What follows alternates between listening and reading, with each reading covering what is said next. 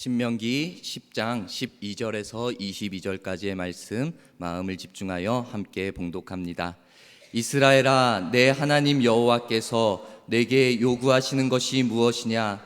곧 내 하나님 여호와를 경외하여 그의 모든 도를 행하고 그를 사랑하며 마음을 다하고 뜻을 다하여 내 하나님 여호와를 섬기고 내가 오늘 내 행복을 위하여 내게 명하는 여호와의 명령과 규례를 지킬 것이 아니냐? 하늘과 모든 하늘의 하늘과 땅과 그 위의 만물은 본래 내 하나님 여호와께 속한 것이로되 여호와께서 오직 내 조상들을 기뻐하시고 그들을 사랑하사 그들의 후손인 너희를 만민 중에서 택하셨음이 오늘과 같으니라. 그러므로 너희는 마음의 할례를 행하고 다시는 목을 곧게 하지 말라. 너희의 하나님 여호와는 신 가운데 신이시며 주 가운데 주시오 크고 능하시며 두려우신 하나님이시라. 사람을 외모로 보지 아니하시며 뇌물을 받지 아니하시고 고아와 과부를 위하여 정의를 행하시며 나그네를 사랑하여 그에게 떡과 옷을 주시나니 너희는 나그네를 사랑하라. 전에 너희도 애굽 땅에서 나그네 되었음이니라. 내 하나님 여호와를 경외하여 그를 섬기며 그에게 의지하고 그의 이름으로 맹세하라. 그는 내 찬송이시오 내 하나님이시라. 내 눈으로 본 이같이 크고 두려운 일을 너를 위하여 행하셨느니라. 애굽에 내려간 내 조상들이 겨우 70인이었으나 이제는 내 하나님 여호와께서 너를 하늘의 별같이 많게 하셨느니라. 아멘. 우리는 누군가에게 요구를 할 때도 있고 요구를 들을 때도 있습니다. 네, 요구하는 상대에 따라서 우리는 그 듣는 태도와 반응하는 그 태도와 행동이 달라질 수가 있습니다. 예를 들어서 우리의 직장을 다닐 때 직장의 상사가 나에게 무엇인가를 요구한다면은 이것은 명령이 되어질 것입니다. 그래서 해도 되고 안 해도 되는 것이 아니라 나에게 주어진 일이기 때문에, 업무이기 때문에 그 일을 열심으로 처리를 할 것입니다. 그런데 만약에 나보다 아랫사람이 나에게 도움을 요청한다면은 이것이 내가 꼭 해야만 하는 요구가 되어지지는 않습니다. 그래서 내 기분이나 내 상황에 따라서 그 요구를 들어줄 수도 안 들어줄 수도 있을 것입니다. 우리가 이처럼 요구할 때 서로에게 유익이 된다면은 우리는 그것에 대해서 기쁜 마음으로 응답을 할 것입니다. 반응을 할 것입니다.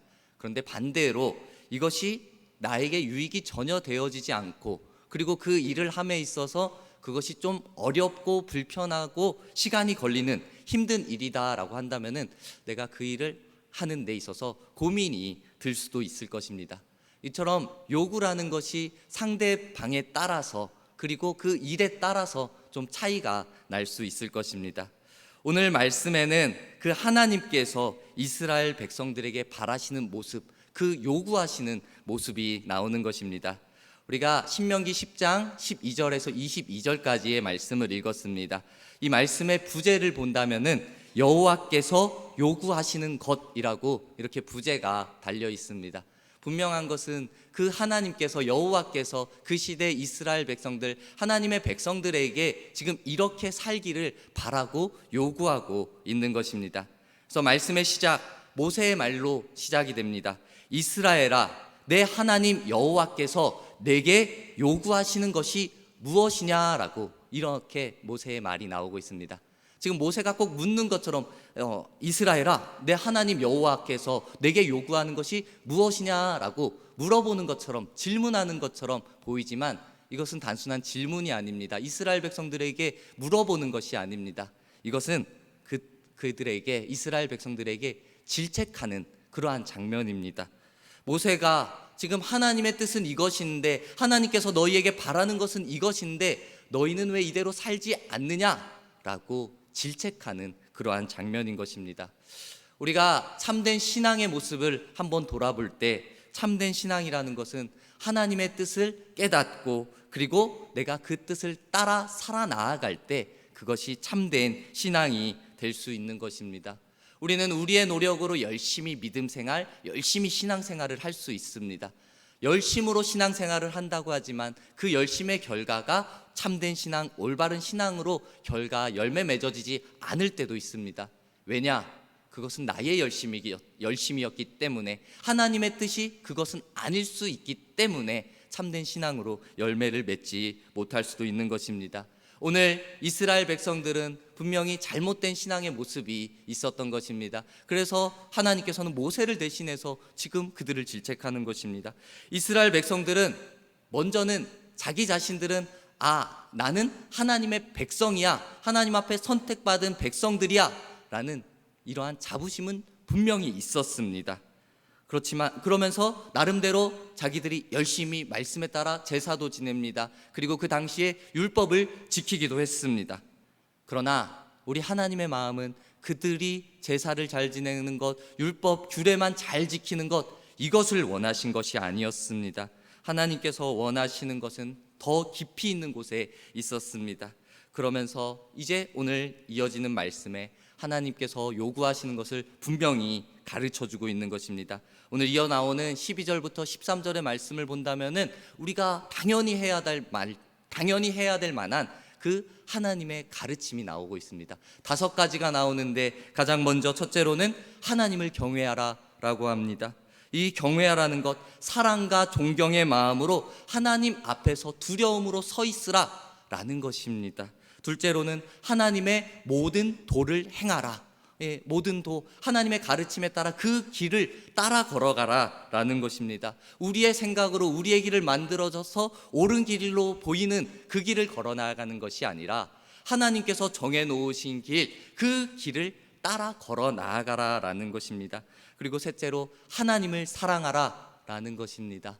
단순히 우리 하나님 좋아요 라는 이 수준의 사랑이 아니라 하나님께서 그 백성 삼아주신, 나의 백성 삼아주신 그 백성, 그 특별한 약속 안에서, 그 언약 안에서 이루어진 성취를 향하여서 특별한 관계 속에서 하나님을 사모하고 하나님을 사랑하라 라는 가르침입니다.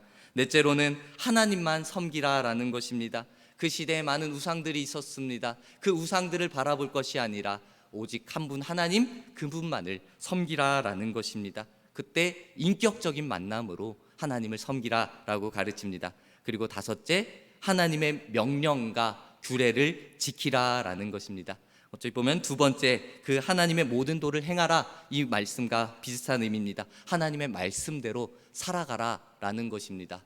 이 말씀을 제가 빠르게 첫째부터 5째까지 전했는데, 이 말씀이 어찌 보면 믿음의 사람에게서는 마땅한 것입니다. 당연한 것입니다.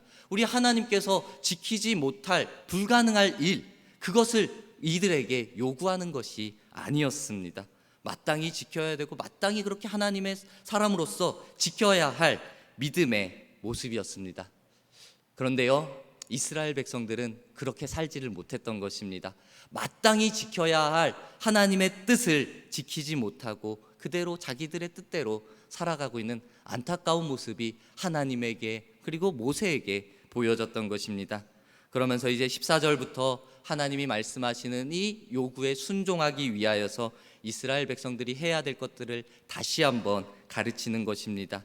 그 말씀은 너희가 하나님의 백성, 나의 백성다운 백성의 모습으로 완전히 변화되어져야 한다라고 강력한 메시지를 주는 것입니다. 우리가 우리의 자녀들을 생각할 때 모든 부모님들은 자녀가 올바른 길을 걸어가기를 원할 것입니다. 만약에 자녀가 잘못된 길을 걸어가고 있다면은, 잘못된 모습을 보인다면은 돌이키기를 바랄 것이고, 그리고 변화된 모습을 살기를 원할 것이고, 그리고 때로는 좀 따끔한 가르침을 주기도 할 것입니다. 그래서 올바른 길을 걸어가면서 이제는 때에 맞게 성숙한 모습으로 살아가기를 원합니다.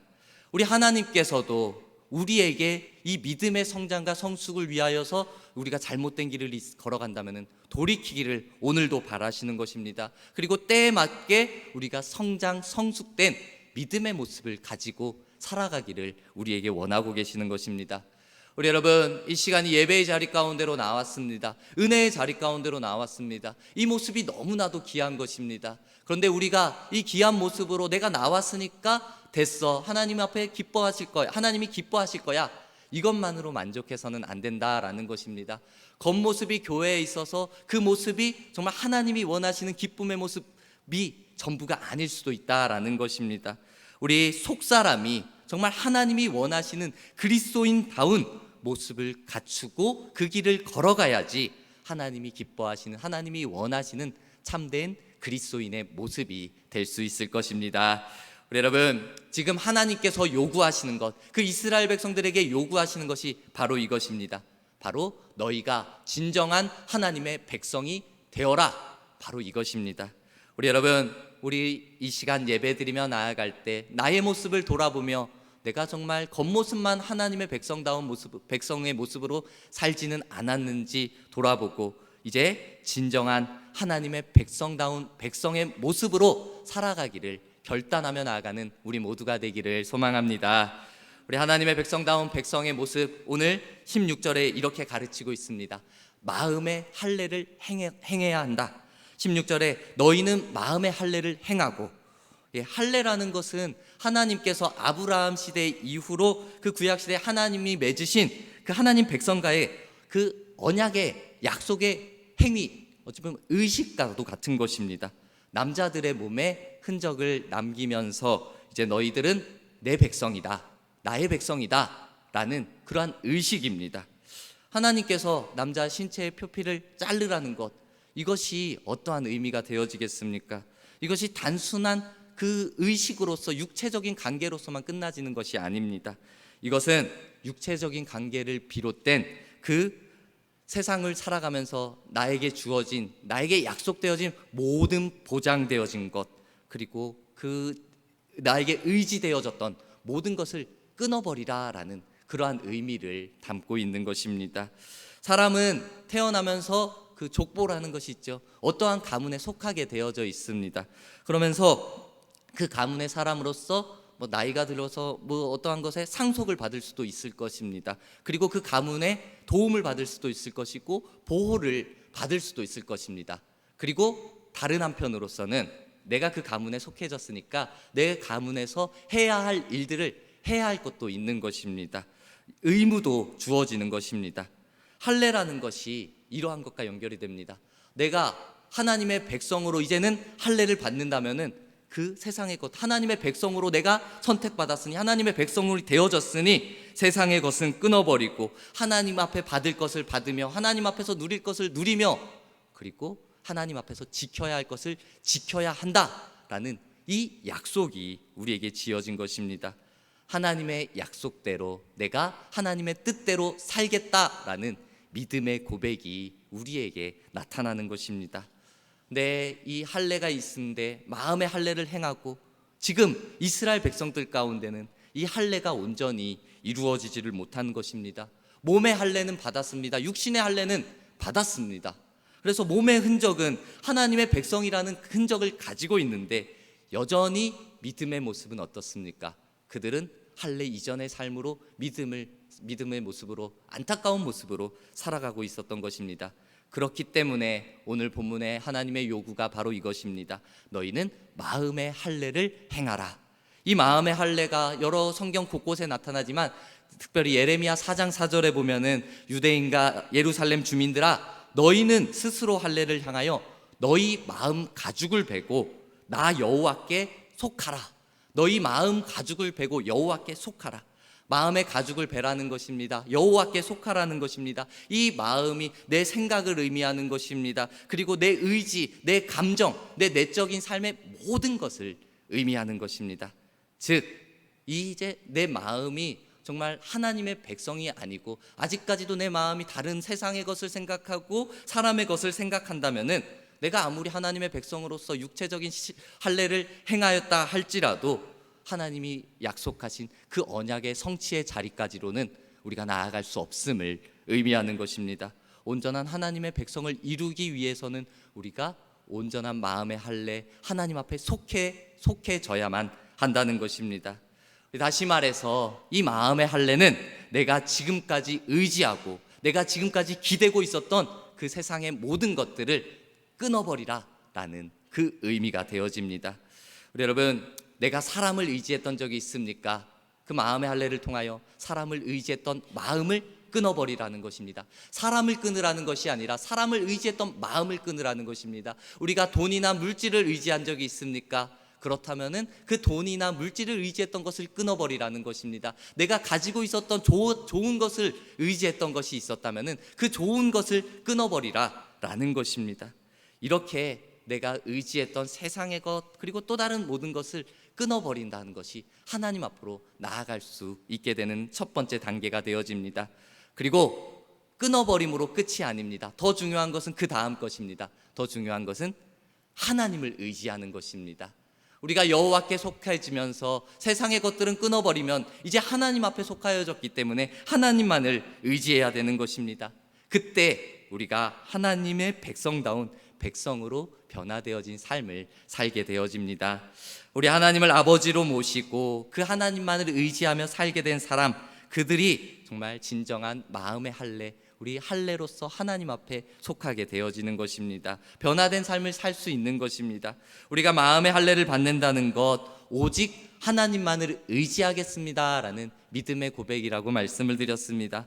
우리 하나님께서 요구하시는 것, 바로 이 하나님만을 의지하겠습니다 라는 이 믿음의 고백이 이제는 저와 여러분들에게 믿음의 고백이 되어지기를 간절히 소망합니다. 오늘 이 시간 마음의 할례의 의미를 다시 한번 생각해 볼 때 이 자리에 있는 대부분의 사람들은 세례를 받았을 텐데, 내가 세례를 받았으니까 하나님 앞에 구원받았구나, 이 수준의 것이 아니라 이제는 나아가 하나님께서 더 큰 은혜를 준비하셨고 더 큰 성령의 세례까지 분명히 준비해 주셨는데, 나 또한 세상의 것들을 의지했던 것이 있었다면 그것을 끊어버리고 하나님만을 의지하는 모습으로, 하나님께서 요구하시는 그 모습을 따라서 하나님만을 의지하며 하나님의 기쁨이 되는 백성의 모습으로 살아가는 저와 여러분들이 되기를 간절히 소망합니다.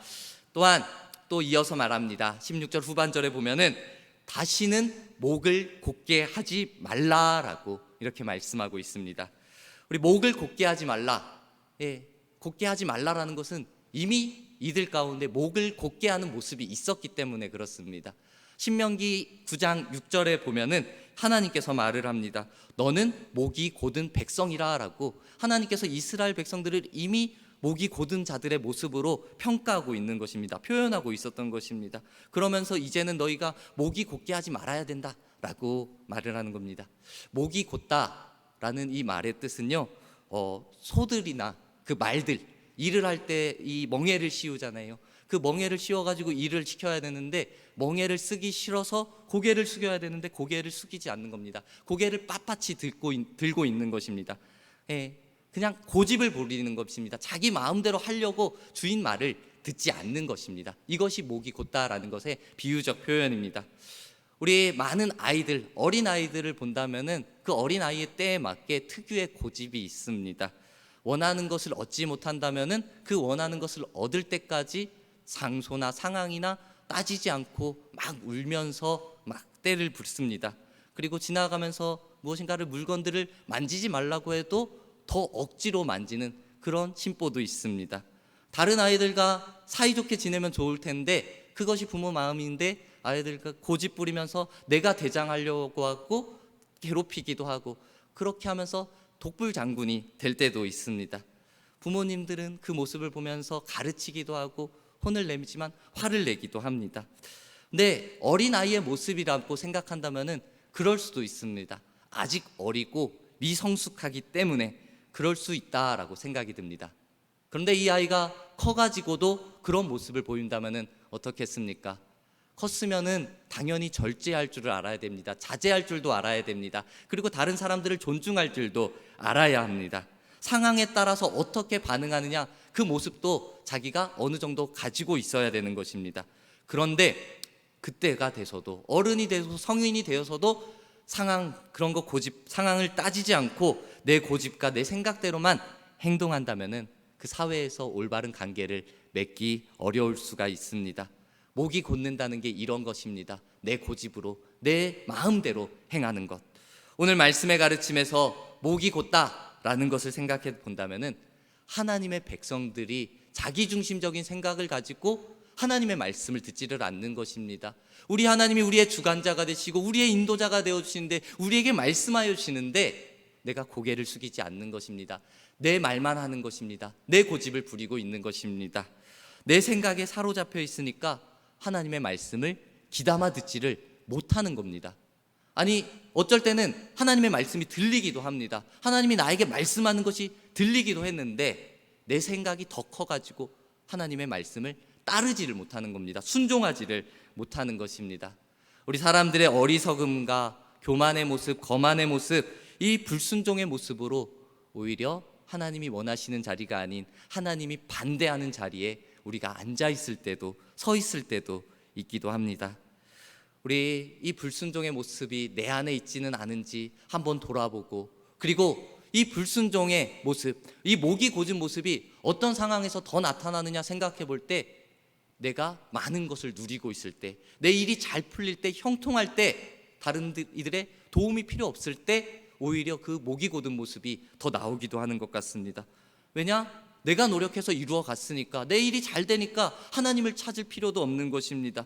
당장 하나님이 필요 없다고 느끼니까 하나님을 찾지도 않고 기도하지도 않고, 하나님의 말씀이 야 조심해라, 나에게 돌아와라 하는데도 왜요? 나 지금 잘 되고 있는데요, 잘 풀리고 있는데요 라고 내 마음만, 내 말만 해버리는 것입니다. 우리 목이 곧지 않기 위하여서는 우리는 상황과 형편을 더 조심하면서 하나님의 말씀을 날마다 듣기 위하여 수시로 내 모습을 점검하고 깨어 하나님 앞에 경청을 해야 되는 것입니다. 하나님께서 나에게 무엇이라고 말씀하는가를 내가 귀 기울여 잘 들어야 하는 것입니다. 그리고 그 다음에 들려졌다면 따지는 것이 아닙니다. 하나님 왜요? 하나님 이건 아니잖아요 라고 내 의견을 말하는 것이 아니라, 들려졌다면 네 하나님 내가 따르겠습니다, 하나님의 말씀이니까 따르겠습니다 라고 고집 부리지 않고 하나님의 말씀에 순종할 수 있는 믿음의 모습을 하나님 앞에 구해야 하는 것입니다.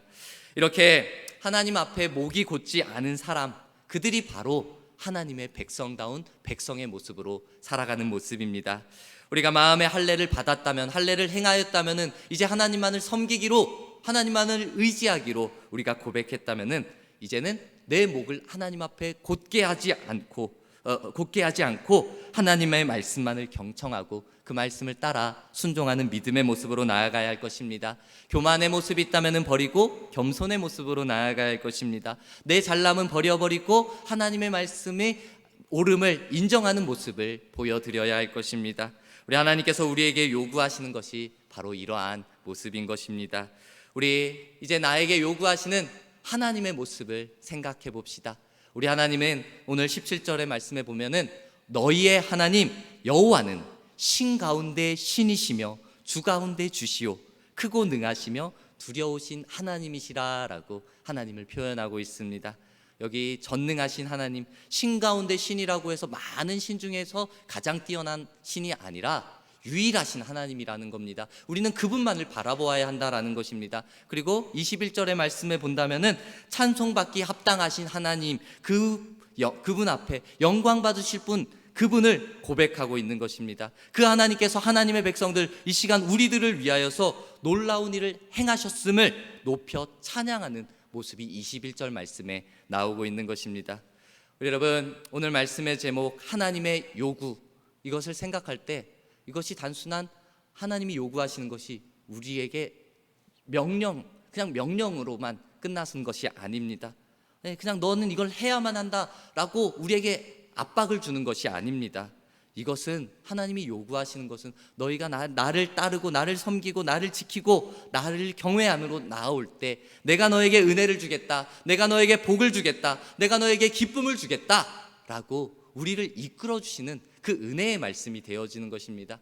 우리가 명령이라고 한다면 거절의 마음이 들고 거부의 마음이 들고 부정의 마음이 들 수 있지만, 하나님께서 우리에게 복을 주시겠다라는 그 겉면의 말씀이라면은, 은혜의 말씀이라면은 우리는 이것을 기쁨으로 받아들일 수 있을 것입니다.